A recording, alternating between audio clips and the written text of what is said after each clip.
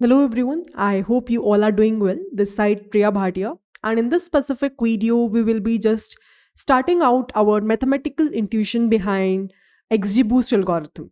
I hope that before coming towards this specific session, you already have watched the introductory video of XGBoost where I have discussed about the powers that specific to this algorithm holds as comparable to other algorithms that we have, right? And now I think it's the right time that we should deep dive into this specific algorithm maths. This algorithm is specifically useful for both the classification and regression task. So we will see that where actually the difference lies when we are trying to solve a classification problem versus when we are trying to solve a regression problem. So I will take few dummy examples and will try to showcase you each and everything with respect to the mathematical intuition part. This is one of the most important session in the XGBoost part. And in the upcoming session, you will observe that I am talking about the implementation of whatever things we are discussing in this session. So this session is maths heavy. So please make sure it might be a long session. I'm not sure though, but if it is, please try to document your learning at every point of time. If you feel any confusion, try to rewatch the video again and try to get a good expertise over this topic. Okay, with this spirit, let's get started. So now let's assume that this is the dataset that we have. Okay, where we will be having experience, gap, salary. So we have two features available, feature F1 and F2. And let's assume that this is the target value that we have. Okay, this is the target value that we have. Now, given these specific records, which are in total, I think 5 records that we have, first, second, third, fourth, and fifth. And by the way, these all are the, you can say, dummy records which I have taken here. If you remember, as I told you in the introductory part of the XGBoost as well, that the main prerequisite is to have a good understanding of how the mathematical intuition of gradient boosting works. And here I'm assuming that you know that specific part. You know that how in gradient boosting we can do classification and regression tasks, because that will really help me to make you guys understand in a more better manner. Okay, so I'm having that assumption in my head, and that's how I'm teaching here. So now what will happen? If you remember what usually happens in gradient boosting for the very first prediction, so you can see here the target is a continuous number. So in other words, we can say that this is a regression task. This is a regression task because here the prediction is in a continuous manner. That's the whole idea. Now, if you remember in the gradient boosting, when we are talking about a regression task, we have seen that the predictions are nothing in the very first iteration is the average of whatever values are available with us. So yes, the same thing will happen in this algorithm also. So what will happen is it will try to evaluate the average of these 5 values available here, which is 40k plus 42k plus 52 plus 60 plus 62 divided by 5. So if you will take an average of this, I have done already the calculation, it will come out to be 51. So it means that in my first iteration, it doesn't care about these features.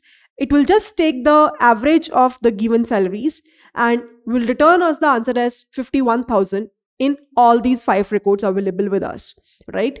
So this is the result that we are getting here. Now, if this is the prediction by the model in the very first iteration, so I am again saying this is nothing but is the mean of the target values which is available with us.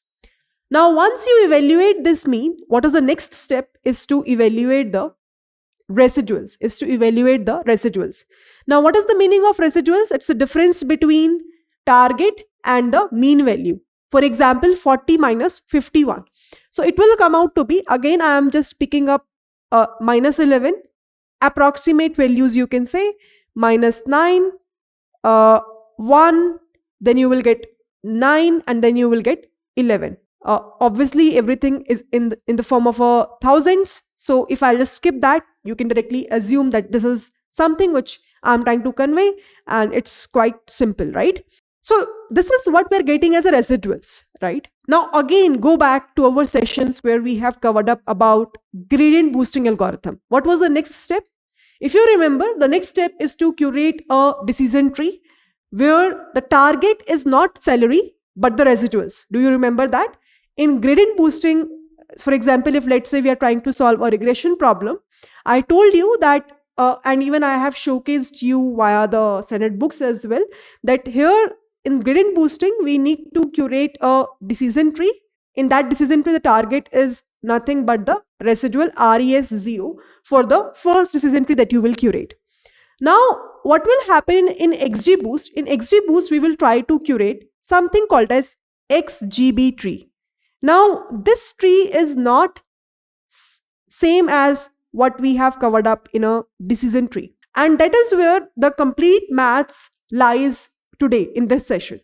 So how this XGB tree will be created specifically for a regression scenario and specifically for a classification scenario, that's the whole objective that we have to understand in this session. So let's deep dive into that part now. So whenever we're talking about this XGB tree, the target will remain the same, that is the residuals only. But here it will try to evaluate something called as the similarity score, and with the help of similarity score, it will try to evaluate the factor called as gain. I will showcase you everything. This gain evaluation is not same as what we have covered up in a decision tree gain part. This gain is somehow different. I will showcase you how it is different. And what we want is that higher the value of the gain means that specific feature is highly important, and we will take that as a, I can say, main parent node, and then we will do the further splits. So how the entire thing will happen, I know it might seems jargons to you, whatever points I have just now said. So let's try to take it step by step. Mathematically, let's try to understand everything. First of all, I have talked about this term similarity score. Let's try to understand what is this all about. This similarity score is nothing but is the summation of residuals whole square divided by how many number of residuals that we are having when we are making sum split, number of residuals plus the value of lambda. This lambda is quite interesting parameter in XGBoost algorithm, and this is nothing but is a regularization parameter. Regularization parameter. And I hope you all know, you have already learned from my previous videos of linear regression also, that regularization parameter is basically used to avoid dash dash dash. You can just pause the video, give me the answer. Yes, it will be used to avoid overfitting, right? It is basically used to avoid, we can say, overfitting. So that is the main thing. This parameter is being used, basically is helping us to avoid the overfitting value. But for now, when I'm explaining you this concept, I'm picking up this value as 0, but definitely it's a hyperparameter, and it's a great idea that whenever we will do the implementation in the upcoming session, I'll showcase you. It would be great if we can fine tune this lambda value as well, so that depending upon what kind of data we are dealing with, this value should be optimal, and we will be able to get rid of this overfitting problem as well. I hope you all remember what's the meaning of overfitting. Simply, the variance will be high and bias is low. What we want at the end of the day is the low value of variance as well as low value of bias. Makes sense. Now let's try to understand how the things are happening here. So for example, let's suppose our XGB tree is doing a check that where should be a proper split will happen depending upon the target value. And here, let's suppose it is doing a split as per the experience, and we are getting a tree something like this. That is, if the experience is somehow less than equal to 2, I will just note down the residuals that I have falling in that category. More than 2, I will again note down the residuals that I have falling in that category. So the experience less than equal to 2, now you can see there is only one value which lies here, which is -11. So I'm not, using that 1000 wala part here, because I just want to do a simple calculation, but you can assume that everything we are working with is in a thousands is in a value of k. Okay, so here I'm just working with numeric values, which is minus 11 for now.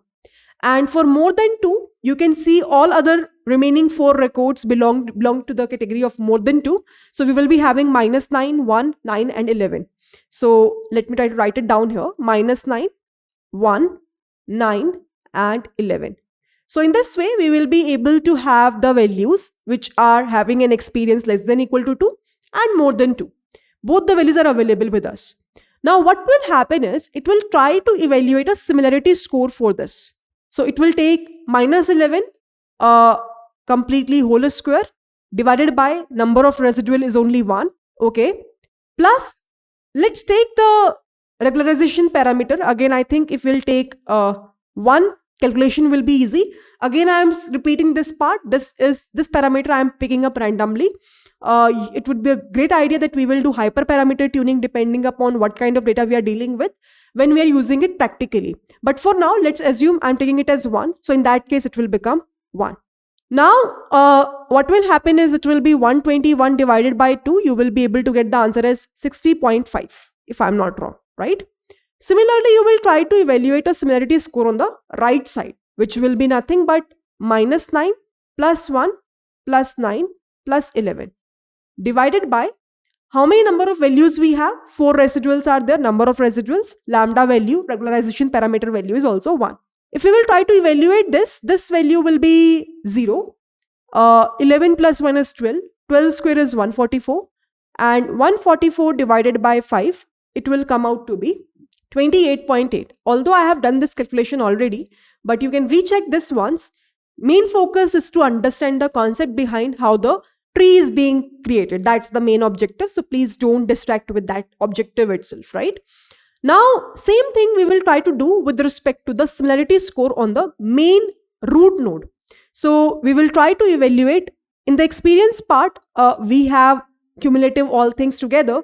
So here we will be having all the values available, which is minus 11, minus 9, 1, 9 and 11. So we will try to evaluate the similarity score for this part as well, which will come out to be minus 11 minus 9 plus 1 plus 9 plus 11 whole square divided by number of values are 5 plus 1, which will come out to be 6. This will cancel out, this will cancel out. So it will be, I think 1 divided by 6, which will come out to be 0.16. Okay. So this is the value I think we are getting. Let me just open the calculator side by side and we will verify once. Yes, approximately 0.16 I can say. So if I'll just try to talk about gain value, which I was talking about, right? I hope till so far now it is pretty much clear that how basically we are evaluating this similarity score. Now this gain is nothing but when you're trying to evaluate a gain, the gain for this specific tree is what is the similarity score on the left side of the tree, which is 60.5, plus what is the similarity score on the right side of the tree, which is 28.8, minus what is the similarity score towards the parent node, which is 0.16. If you will try to evaluate this number approximately will come out to be 89.14. So actually this is the gain value which you will be able to gain with respect to if you will do the split having experience less than equal to 2 and more than 2. Now what usually happens is internally our model will try to do these kind of evaluations, that which particular split is the best split. Which one is the best split depends upon the value of gain. Higher the value of gain means that specific feature is very, very important. That split is very, very apt and that will rely completely on that. So now what will happen? Same thing it will try to do with respect to the second value as well. For example, 2.5. So it will try to curate again a new split. That what if we will try to make a split like having experience less than equals to 2.5 and more than 2.5. So in that case, if you will see, the number of categories which fall inside the left side will be 2, which is minus 11 and minus 9. So it will be nothing but minus 11 and minus 9. Remaining values which are left is 1, 9 and 11 will be towards right side. So it will take 1, 9 and 11. Now what will happen is it will try to evaluate again the value of a similarity score, which will come out to be minus 11 minus 9 whole square divided by 2 plus 1. So it will be minus 20 whole square. You can do that. It will be 400 divided by 3. So what is the value? You can just do the evaluation. Let me just check if I have done already. It is coming out to be 133.33. Same evaluation you will do for the similarity score on the right side, which will be 1 plus 9 plus 11 whole square divided by 3 number of residuals are there plus 1. So it will be 10. 10 plus 11 is 22, 21. And 21 whole square divided by 4 is coming out to be 110.25. Similarity score for the main node will remain the same because we have same values, which is minus 11, minus 9, 1, 9 and 11. So it was nothing but I think 0.16. We have already cracked that in the previous discussion. So now if we will try to evaluate the gain for this new part per se, it will come out to be 133.33 plus 110.25 minus 0.16. So now this value will come out to be 243.42. Something like that. If not exactly correct, I'm not sure. But if you can see here, approximately the gain value in the second split is somehow more than the previous split. So in this way, basically, my model will try to check internally that which particular item, if I'll do a split, will be having a more gain value. And the idea to evaluate a gain is with the idea of similarity score. So it will try to take a check over there, over there, over there, over there. And let's assume that with respect to this part, let's suppose that it is having a maximum gain. Okay. With respect to 2.5, like the way we have done the curation. So it will compare and let's assume that this is where it is having a highest gain. Now what will happen is, once it will be able to evaluate a highest gain, the final result or the final output with respect to this part is, for example, here if you can see, we have an experience value, we have left value, right value less than equals to 2.5, more than 2.5. Now here we are having a value of minus 11 and minus 9. If you will see, in case of minus 11 and minus 9, both of them are having a gap as yes, right? So there will be no, I would say, further split will happen. Means if I'll do a further split with respect to the gap value, because there is another feature that we have, which is in this XGB tree, which is a gap, right? Gap. So now if the gap is there, if the value of gap is yes or 1, in that case, both the values are minus 11 and minus 9. If the gap value is 0, there is no residuals which are available over here. Now same thing will happen for the next feature, because we are having two features. This is F1, F2. So once we verified that, okay, with respect to the split of experience 2.5, we are having a maximum gain, further new branch will be inculcated where we will be having a new feature available with us. Now same thing will happen over here as well, where we will be having a value of 1, 9 and 11. And as per the gap, now further splits will happen, 1, 9 and 11. Now if you can see, if we will go to the next part, next split, which is the gap, if gap is there, how many values are there? If gap is not there, how many values are part of these residuals? Let's see that. With respect to 1, 9, 11, if you can see, 1 and 9 belongs to when gap is not there. So it will be belonging to 1, 9 will be here and 11 will be a part of here. So now the final outcome or the final result, I would say, the final result of this specific tree will be the average of both of them. So it will be minus 11 minus 9 divided by 2. It will be minus 11 minus 9 divided by 2, I think minus 10. Here the result is 0. Here the result is 11. Here the result is, again, average it will take 5. So this is how basically we are ready with the entire, you can say, XGB tree. This is something which we are calling it as XGB tree. And one thing which you will observe here, we are not following here the idea of decision tree. Instead, we have a different matrix altogether here, which is a similarity score in this specific part. Now, if let's say my model wants to make a prediction, right? After combining these two results, these two prediction values. So what's the final outcome or final prediction given by model M1 plus M2, where, or you can say M0 and M1, where M0 is the mean value and M1 is the value given by this XGB tree. So it will be nothing but what is the value we are getting via model M0 plus there is a term called as eta, model M1, and let's suppose you will keep on adding more trees. It will be eta into M2 and so on, right? And so on. This will just keep on adding and so on. This is nothing but, I would say, is the value of a learning rate, which is again a hyperparameter. And again, we can just recheck this part, that what is the optimal hyperparameter that we have. If you will see, by default, it is, I think, 0.3 in XGBoost algorithm, but we can definitely change that. Now, let's assume here we will be having just two XGB models working together. So what is the prediction by M0? It is nothing but, you can see 51, because, or instead of that, maybe you can write if you want, because we have mentioned with respect to p-value prediction. So P0 plus eta P1 plus eta P2 and so on.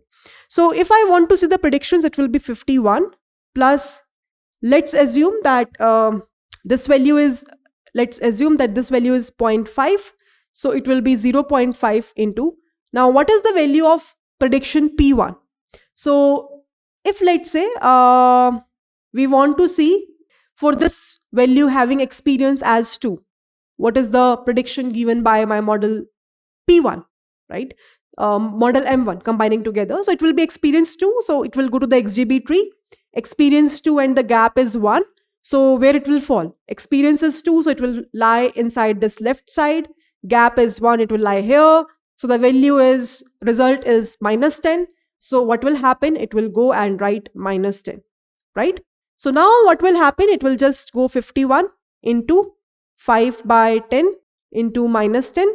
So this value will come out to be 51 minus 5. It will be approximately equals to 46K, right?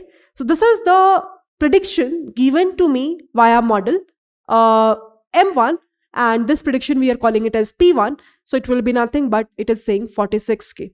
So you can clearly understand that somehow as you increase the model from M0 to M1, which is given a prediction of P1, your value is somehow reaching or approaching towards actual values.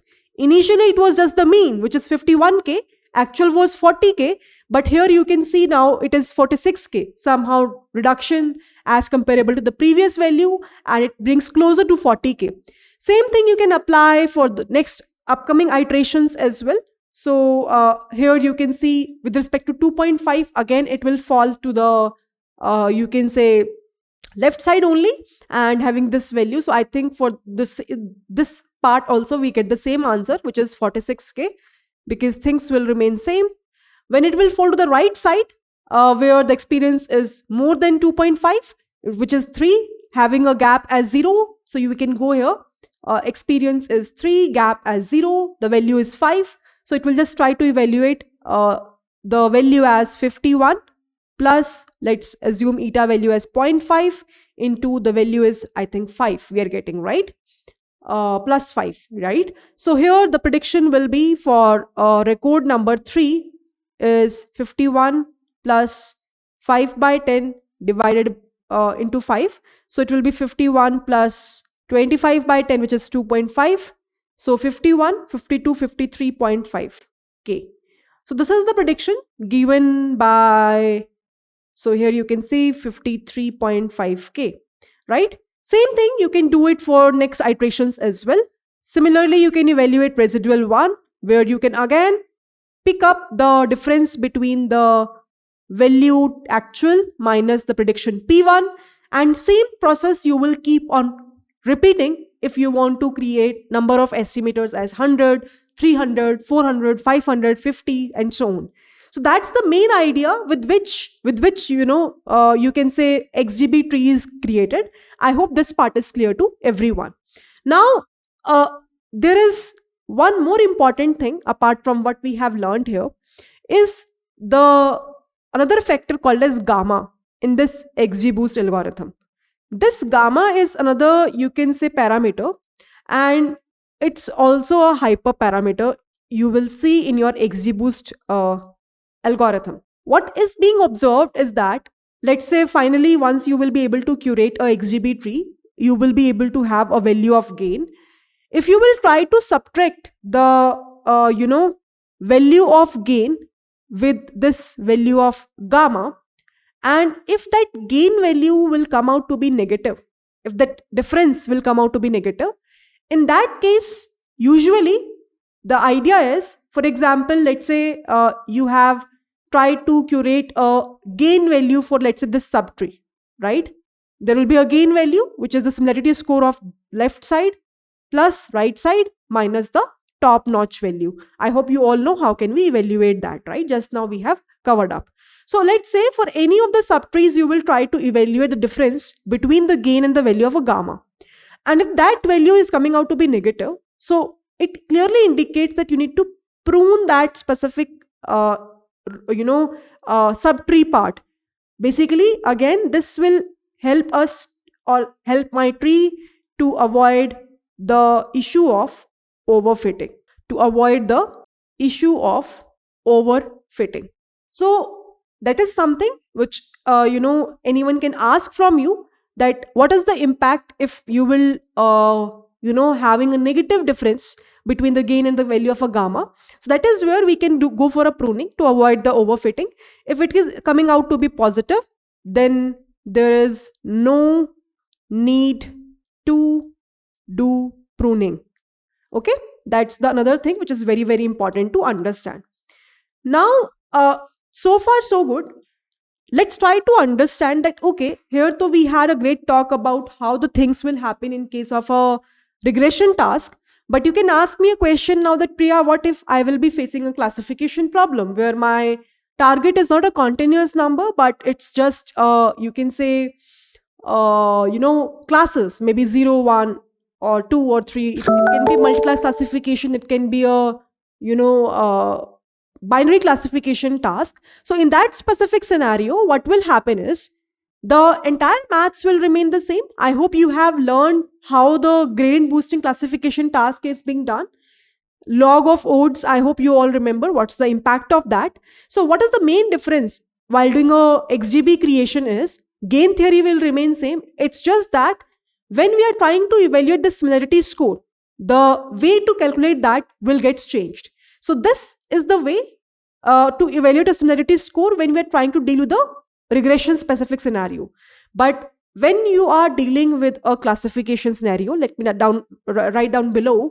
So if it's a classification scenario, so in that case, what will happen is your value of similarity score will be evaluated as summation of residuals, again, the whole square of that part divided by summation of what is the probability into 1 minus probability plus again lambda, which is the regularization parameter. Because when we are talking about classification task, we are not having as such exact numbers available. We are having the probabilities of a model. So what will happen is you will try to evaluate the probability correspond to that, and that's how the complete curation of XGB trees will be done. To demonstrate this part also, let me give you one simple example and let me try to understand you this point also in a great detail. So I hope that you all remember Titanic data, right? From that data, let me pick up 4 dummy records, okay? And I'll just take only one feature, that is age. And target is classification part, which is a survived column, okay? So let's assume we will be having one column as age. Just to explain to you, I'm just picking up only single record because in the recording I cannot do more calculations, otherwise it will be too boring for you to understand. The main focus for me is to showcase you the internal intuition behind the same, not to showcase you how plus minus is being done, right? So let's take random examples here. Let's say age is 28, uh, 34, 17, 39, and we will be having a target column, which is a survived column available with us. So now what will happen is, let's say the target available is 0, 0, 1, and 1. Let's assume. So this is the target that we have, and this is the input feature F1 that we have. Okay. So we have a feature available, we have a target available. Now the next part is that how basically XGB tree will be created. As I told you, this formula, how we can use this formula to evaluate and to curate a XGB tree. That's the core idea, right? So now what will happen is it will try to first of all make a prediction P0. If you remember, just few minutes back we have discussed that in a regression scenario it will take the mean. Similarly, in a classification scenario, the value of P0, the prediction P0, will be nothing but is equivalent to, you can say, 0.5. So it will take 1 by 2, 1 by 2, 1 by 2, because as of now we are not doing anything. We are not even focusing on the feature value that we are input feature value which is given to us. We are just directly taking up the answer as 0.5, means we are not having any biased result. We are unbiased towards 0 and 1, so getting that value of 0.5. Now the residual R0 or RES0 in this classification problem will become the difference between, again, actual, and which is the target value available with us, and the predicted value. So 0 minus 0.5 is minus 0.5, minus again 0.5, again 0.5, and this is also 0.5. So here we will be able to get the residuals again. Now it will try to evaluate what is the prediction P1 which we will be able to gain here, right? What is the value of P1? So how can we evaluate? For that, XGB tree will be created, definitely, for sure. And that is where we have to understand now that how this similarity score we will be able to use to get the calculations being done. So here, how can we evaluate that? Let's try to understand. Again, it will try to do a split. Now, how the split will happen? It will take first two smallest numbers and will do the average of that. For example, first two smallest numbers are 17 and 28. The average will come out to be 22.5. Again, I have already done the calculation for this also. So here it will do the split that if, let's say, age is less than 22.5, go towards left, otherwise go towards right. So if it is less than 22.5, how many number of values are there? Only one value is available, which is this value, and the residual available is 0.5. So it will take that residual value as 0.5 only. Age more than 22.5. Okay. So how many values are there? Remaining values are only 3. So it will be residuals are minus 0.5. Again, it will be minus 0.5 and 0.5. And once we will be able to get that values, what it will do is simply it will try to evaluate the similarity score. That is what we have to understand how this evaluation is being done, right? That's why I'm explaining you again here. So now the sum of residuals is, in this case, we just have only 1.5 whole square divided by, rather than taking a number of residuals in just like the way we have done in a regression problem, for this classification problem, we will take what is the probability. What is the probability into 1 minus probability. So the probability was, previous probability was 0.5. 0.5 is the probability for all the cases. So it will be 0.5 into 1 minus 0.5 plus, let's assume for this case, the regularization parameter lambda value as 0. So initially I was taking it as 1, but here I'm taking it as 0. So here, if you can evaluate this, it will come out to be 0.5, 0.5, I think it will be 1. Everything will be cancelled out with each other. Same thing you will have to do for the evaluation of no wala part. So what you will do is you will again try to evaluate minus 0.5, minus 0.5, plus 0.5, and you will do a whole square of that divided by, you can see, right, the probability, initial probability of this value, this part and this part, everything is having a probability of 0.5 only. So I can say 3 into 0.5, 1 minus 0.5. So if you will evaluate this, term will come out to be 0.33. Same thing you will try to do for the similarity score for the age part, where we will be having all the values. So 0.5 plus minus 0.5 minus 0.5 plus 0.5 divided by 4 times the probability of all of them is 0.5 into 1 minus 0.5. Here cancel out, so the value will become 0. So overall similarity score of the root value is 0. So what will happen is, again, to evaluate the gain value, it will be nothing but 1 plus 0.33 minus 0. So it will be coming out to be 1.33. So the all in all way, why I have explained this, although I have explained the same thing towards the regression part, is just to showcase the difference only. That is, now same analogy you can apply with respect to this classification task. The only thing is, with respect to the calculation of a similarity score, I have given you an example via which this score will be evaluated. The gain evaluation will remain same, left side similarity score plus right side similarity score minus the root node side similarity score. Again, it will try to check what if I will take the average of next two bigger numbers, maybe 28 and 34. Next, it will check what will if I will try to take an average of 34 and 39 and then do a split.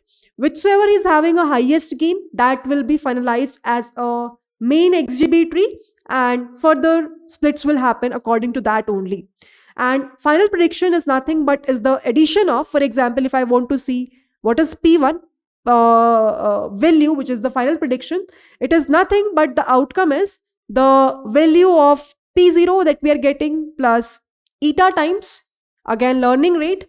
What is the output of XGB tree 1, I would say. If you will combine both of these outputs, let's take the value of eta as 0.3, and you will be able to get the final result. P0 is nothing but 0.5 only. Plus eta times, you will try to see what is the result. That will be nothing but is the average one only you are getting in the XGB tree. One important thing which you will have to make sure is that these values which you are getting here, this is not a, I would say, correct values. You have to convert the final predictions in the form of, you can say, sigmoid functions. So how the probability is being done, it will be e to the power whatever value you are getting. For example, let's say you have done the evaluation and let's say you are having a value of, let's say, minus 0.6. Let's assume. So you have to convert that value by using a sigmoid function, and whatever value you are getting, for example, 0.35. Now this is the probability, and as per the threshold, it will be a part of, let's say, 0 result if the threshold is 0.5. So that is how the complete calculation is being done. Means at the end, whenever you are getting a correct result, correct output, it will not be a probability. It is not a probability. It is a number which you're getting when you're combining all the predictions all together. How can you convert that number to a final outcome, or the probability part is to use a sigmoid function. The same thing we have done when we were using the gradient boosting classifier as well. So please make sure you will use the same maths here as well to get the final result. If you are using 7 trees, 10 trees, 100 trees, you just keep on adding the results part here, depending upon how many number of XGB trees we are using here to get the final results. So I hope that this specific part is pretty much clear to everyone, how the things are happening. So I'm showcasing this as a final result of 0.6, combining all the values together, and how can we convert that into a probability part. This is the overall idea behind the mathematical intuition of XGBoost classifier plus regressor. Major thing lies in the fact of similarity score, the gain value, the lambda value that we have covered up, regularization parameter, and the gamma value that we have covered up, which is basically useful for the pruning part per se. So if the gain and the gamma difference is negative, somehow it is indicating that if you are saying gain minus gamma less than 0, means somehow gain value is less than gamma. Somehow it is indicating that, just prune that particular split that you are doing, because it doesn't make more sense and is giving a overfitted scenario. So that is the main idea. Sometimes interviewers can ask you what is the impact if you will try to reduce the value of lambda and the value of gain. So is that overfitting will get reduced or it will be increased? This is your today's task. After listening the complete session, you can see that lambda is a parameter which is being used when we are trying to evaluate a similarity score, and gamma is a parameter which is being used for the pruning part per se. So what is the impact actually if I'll try to decrease these values with respect to overfitting, and if I'll try to increase these values, what is the impact? So this is one of the most widely asked interview question. So I'm looking forward to your answer. With this, I think whatever things we have covered up till so far is pretty much clear to everyone. So now I hope that you gain a great understanding about how the classification task is being done internally in the XGBoost algorithm. Also, I hope that you have clarified your confusion of regression part as well. All in all, it's one of the most important session with respect to how the internal working of XGBoost is being done. But by saying that, it's also very important that how can we implement this algorithm practically. So that is why I'm bringing up the next video, which where you will see that I'm just showcasing you one open source data set. How the XGBoost algorithm implementation is being done. What I'll do is I'll try to compare that powerful algorithm with other powerful algorithms that we have, which is gradient boosting algorithm, random forest algorithm, and we'll try to see the performance comparison. So stay tuned and I'll see you all in the upcoming videos. Bye bye and see ya.